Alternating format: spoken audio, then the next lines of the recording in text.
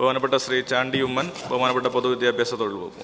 Sir, കേരളത്തിലെ ITIയിൽ പുതിയ കോഴ്സുകളുടെ അഭാവം നേരിടുന്നുണ്ട് സർ.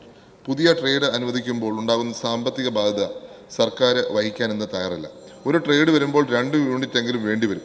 2 ഇൻസ്പെക്ടർ തസ്തിക സൃഷ്ടിക്കേണ്ടി വരും. നിലവിലെ സാഹചര്യത്തിൽ സർക്കാർ ഈ ബാധ്യത ഏറ്റെടുക്കാൻ തയ്യാറല്ല.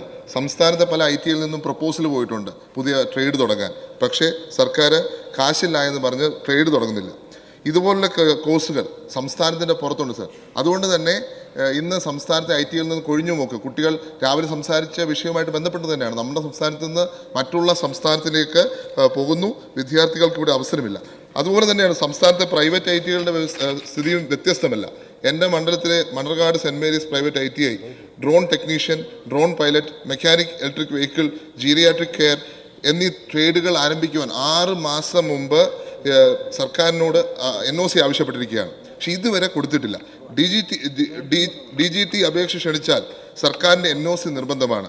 സർക്കാർ ഇതുവരെ നൽകിയിട്ടില്ല സർ. നമുക്കറിയാം സർ, നമ്മുടെ സംസ്ഥാനം ഏറ്റവും എന്താ പറയുക 15 തൊട്ട് 29 വരെയുള്ള പ്രായപരിധിയിൽ ഇന്ത്യയിൽ ഏറ്റവും അധികം തൊഴിലില്ലായ്മ നേടുന്ന സംസ്ഥാനമാണെന്ന് ministry of statistics and programme ഇംപ്ലിമെൻറ്റേഷൻ്റെ ഏറ്റവും അടുത്ത സർവേ പ്രസിദ്ധീകരിച്ചിട്ടുണ്ട് സർ. ഈ ഒരു സാഹചര്യത്തിൽ നമ്മൾ മനസ്സിലാക്കേണ്ടത് സർക്കാർ ഒരു തീരുമാനം എടുക്കണം ഇതിനെക്കുറിച്ച്, അല്ലെങ്കിൽ സ്ഥിതി ആശങ്കാജനകമാണ്. ഇങ്ങനെയുള്ള സാഹചര്യത്തിലാണ് നമ്മുടെ ക്യാമ്പസുകളെ അക്രമത്തിൻ്റെ പാതയിലേക്ക് നയിക്കുവാൻ SFI അടക്കമുള്ള സംഘടനകൾ ശ്രമിക്കുന്നത്. അതുകൊണ്ട് ഇത് ശരിയല്ലാത്തൊരു കാര്യമാണ്.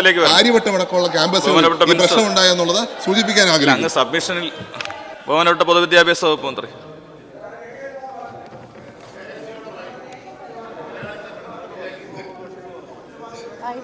പുതുതലമുറ കോഴ്സുകൾ തുടങ്ങുന്നതിനുള്ള അനുമതിയാണ് വിഷയം. സാർ, ഞാൻ മേശപ്പുറത്ത് വയ്ക്കാം. യെസ്, മേശപ്പുറത്ത് വയ്ക്കാം.